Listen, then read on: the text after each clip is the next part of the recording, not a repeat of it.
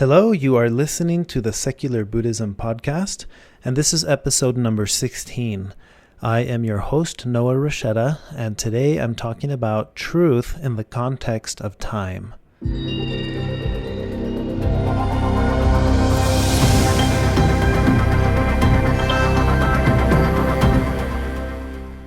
Welcome to the Secular Buddhism podcast. I'm excited to announce something new. Within the next few weeks, the Secular Buddhism podcast is going to be forming part of a nonprofit organization called Foundation for Mindful Living. This is something I will be playing a part in, and part of the overall scope of this new entity is to create content and opportunities for people to learn to live more mindfully. So this means there will be opportunities for retreats, workshops, books, and many other tools available in the future for anyone who's interested in learning about secular Buddhism or just learning to live mindfully. So I will update you with the information about this as it becomes available. It's just something I'm excited about and wanted to let you know that that's in the works, so that you know that this entire thing that I'm putting together will be operating under a nonprofit organization very soon. So I'm really excited about that.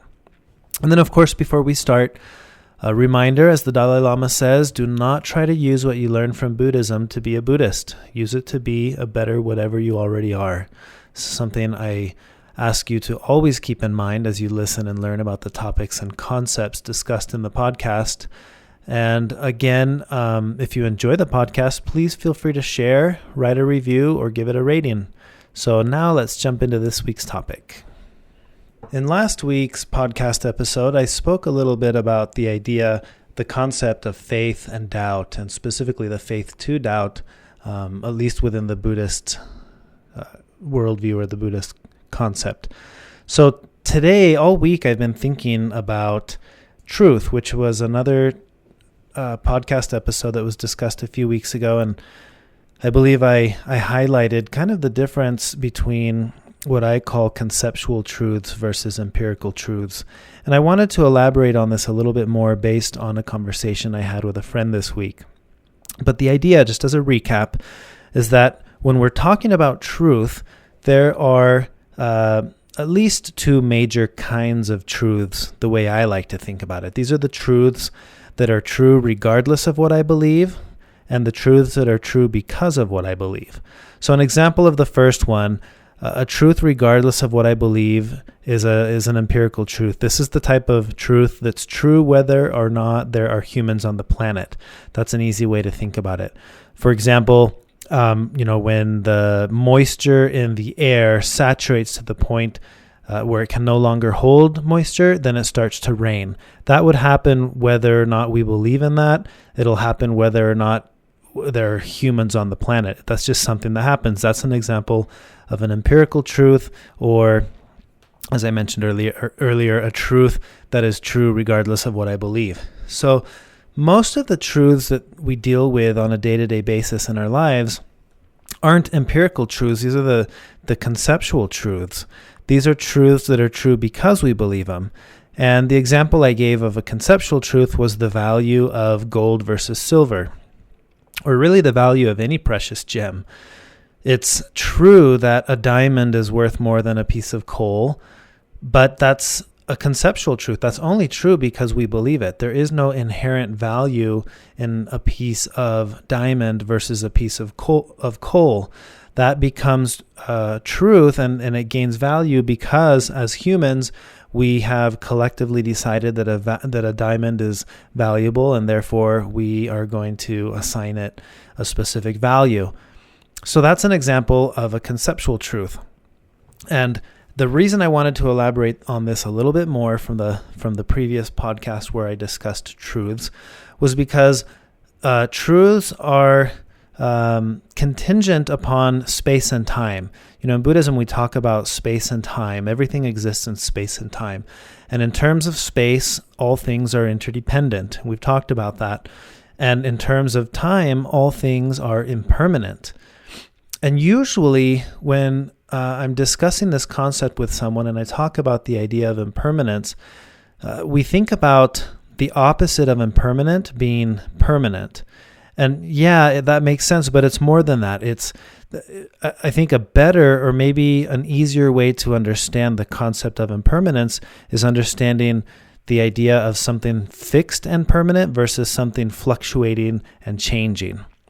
So impermanence, think about it as fluctuation and change. That's the way to understand this. So how does that apply to the way that we view conceptual truths?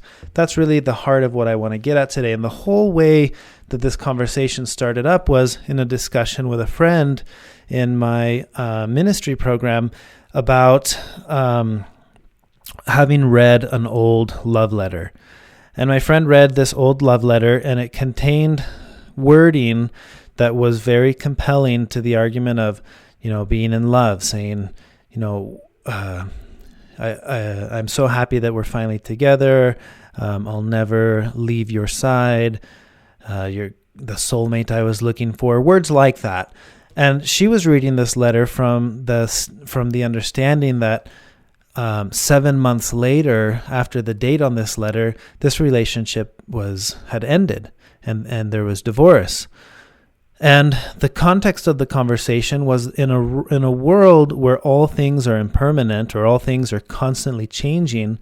How do you make sense of things like love or things like promises, the promises that are made, wedding vows, any form of a promise that seems long-term, seems like a permanent thing? How does that work in the context of impermanence? So I wanted to discuss this a little bit because that got me thinking. In fact, I'd been thinking about this a couple weeks after that conversation. And I went through a similar experience to what she went through in my own life. And, without really giving any details into my personal life or my experiences with this, essentially what happened is there was a point in my own marriage that was very rocky, and there had been a breach of confidence, and things got really rocky, and I wasn't sure it was going to survive. And right before entering that difficult phase in my marriage, I had spent some time on Mother's Day. I got these Post-it notes, and I thought I would write 100 things I love about you. And my idea was 100 things, one per Post-it note, and I would go put these all over the wall and surprise her. And I started working on this, and it took me a while, and there was no appreciation for it. And I felt kind of silly for even doing it, and didn't think much of it later because, like I mentioned, we entered a pretty rocky phase soon after that, and I wasn't sure we were going to survive, the marriage was going to survive. But long story short, many months, maybe even years later, I came across one of those Post-it notes. It had somehow stuck in my in one of my binders, or maybe it was in a book as a bookmark. I can't remember exactly where I saw it, but I remember seeing it. And when I saw that Post-it note, I immediately had this thought of, wow, I guess what I wrote back then, that was fake. It was all a lie, because I didn't know that at the time, something was going on in my marriage, and my marriage wasn't what I thought it was. It was a fraud, so to speak. And I had this feeling of a conflict with what was true now versus what felt true then, versus what felt true in between now and then. And it was an interesting and fascinating experience for me to sit and contemplate this notion of truth relative to time. And I had to analyze and conclude that it wasn't a lie and it wasn't fraud, because when it was expressed, it was absolutely true. I didn't know that it was going to be only a month later that it was going to be really rocky, and neither one of us were sure we wanted to be with each other anymore. So at that point, that was the new truth, the truth that we weren't sure we even wanted to be together. And then years after that, we reached a point where we were committed and decided, we do want to make this work. And that was the new truth. And at every point along that spectrum, all of those emotions were true. It was true that I had this intense desire to make it work and be with my wife. And it's true that at one point I did not want to be with my wife. I didn't want it to work out. And it's true that at one point I did want to be with my wife, and I wanted to make that work. And I thought of my friend's letter. And I think we do this a lot in life. We project the truth of the present, and we apply it to a truth in the past or even in the future that's not relevant. It's taking the concept of something that was true yesterday and understanding that that may not be true today. And I think we do this with beliefs and with views and with tastes. It may be that as a kid I liked hot dogs and now I don't. It's true that I love hot dogs, and it's true that I don't love hot dogs. It's just contingent upon the context of time. But what our tendency is to take the present day truth and apply that in the extension of time, past and present. And that's where things can get a little bit rocky. And I think that's where this notion was becoming difficult for my friend to see that letter and think that was all a lie, because she knew that 7 months later that marriage was going to be over and all those words were now empty and meaningless and no longer true. When the reality is, as hard as it may be for us to accept, they were true. They were just true in the context of the time in which they were written. They're not true now, but they were true at one point. And I thought about this a lot in other contexts of time in my own life, beliefs that I've had. At one point in my life, I believed certain things that I don't believe now. And I'm sure at one point in my life in the future, I may believe things that I don't believe now. Or I may not believe things in the future that I do believe now. And these will be my truths, but they're always going to be relevant in the present moment. So when you take a concept like promises, how does this, in a world that's ever changing, what's the point of making a promise? Let's say my promise is I want to be faithful to my spouse, for example, or I want to be a certain type of dad for my kids. That's a long-term promise or a long-term commitment. And why would you make something, a promise that's long-term in a world that's ever changing? And I think the answer to that is that you don't make a promise in the long term. And so I think what that means for me, I don't view it as I am eternally committed to being, to my spouse, for example. But what I am is eternally committed in the present moment. It's right now, this is the promise. And it's an ongoing promise that's continually renewed. It's continually renewed and moment to moment in the moment-to-moment experience of life. And that might seem a little weird because you think, well, but it sounds more noble to say, I'm going to love you forever. But if you really think about it, love doesn't work that way because it's not permanent. When you fall in love, the person that you fell in love with changes over time and you change over time. So you have two people who are constantly changing, living in a world of constant change, and somehow the emotion of love is supposed to be this permanent thing, but it's not. It's also changing, it's fluctuating, and the way it works is you're constantly falling in love with the person that you're committed to stay in love with.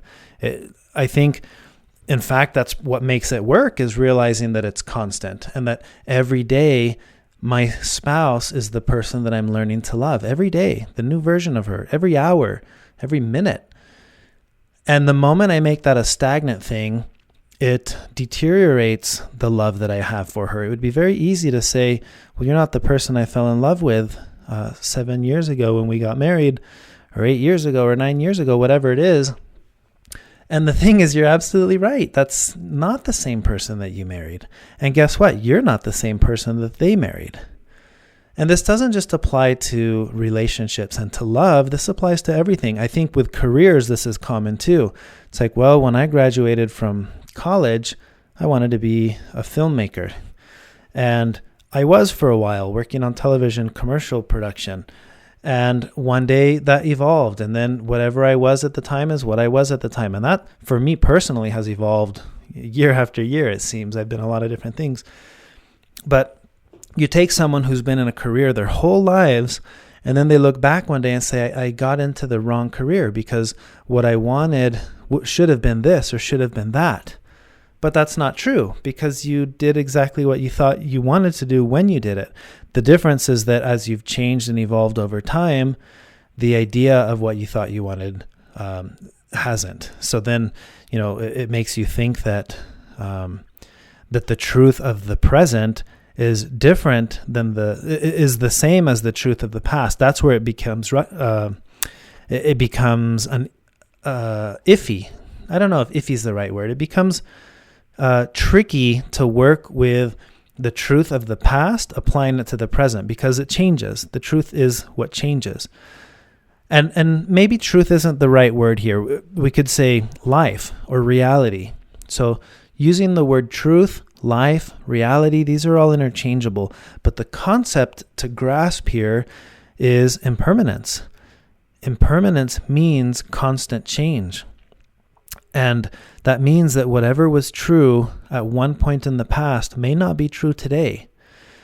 And if you really want to be liberated by this knowledge, you need to understand that what you hold to be true today also may not be true in the future. And see, this is a very powerful way of experiencing reality in the present moment. It's understanding that I'm experiencing my own conceptual truths in the present moment, and they are completely relevant here and now. They may not be relevant in the future, and they may not be relevant when compared to the past. And if you're honest with yourself, you'll look and realize that's true. That's exactly how it works, because there are so many things in your past that I'm sure are no longer relevant now. Ways that you used to be, things that you used to think, beliefs that you used to believe. These evolve and change over time. So it limits our ability to grow when we have a fixed mindset that decides whatever is now, that sense of permanence, I'm going to extend it, past and future. The healthy way of viewing the present is in that state of flow. Rather than a fixed mindset, it's a growth mindset. Carol Dweck talks about this concept of fixed mindset versus growth mindset. In fact, I think that's the title of her book. And you should check that out in terms of parenting and how we experience life.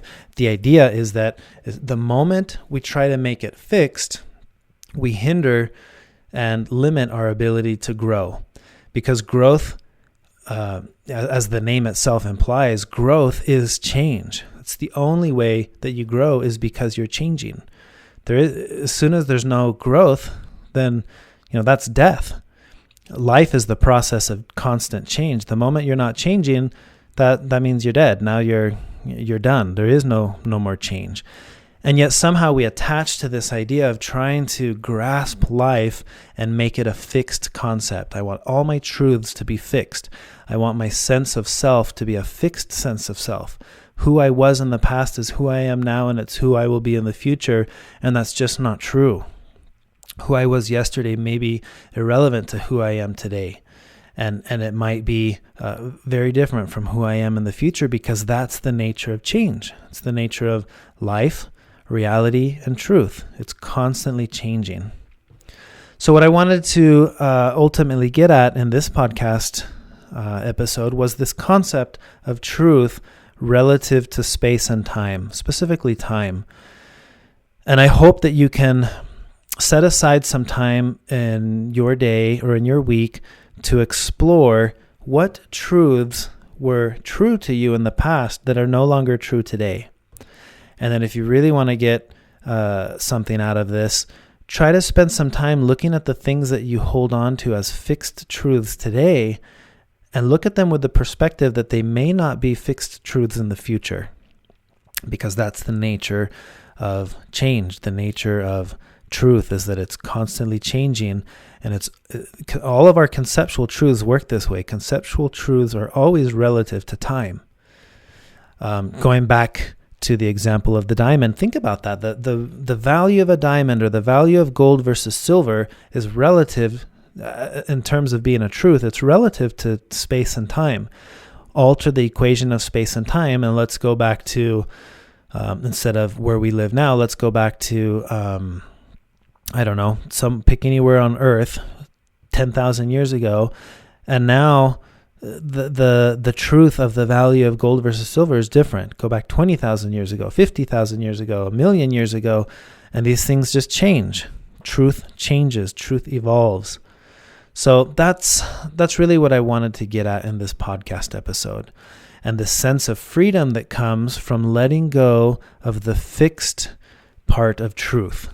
You can hold on to your truths. First, recognize that my truths, are they conceptual or are they or are they empirical? And once you've done that and you realize, wow, all my truths that are so important to me are actually conceptual truths, then you let go of the grip a little bit. And then the next step is to take those truths and understand, wow, these are actually truths that are relative to space and time. They're true to me here and now, and they may not be in the future. And I can analyze that yesterday's truth may not be true today. Then you let go of that grip a little bit more. And what happens when we let go of the grip is that we're left with this sense of freedom to move around and to flow with the nature of reality, which is the nature of change, and you change with it. That's where this sense of freedom comes from. The moment we become fixed and we hold things like truth or reality as fixed things, then we start to encounter problems, because the nature of reality and the nature of truth isn't fixed. It's impermanent, which means it's constantly changing. So I hope that makes sense. Many of you have reached out to me in the last few weeks, and I really appreciate it.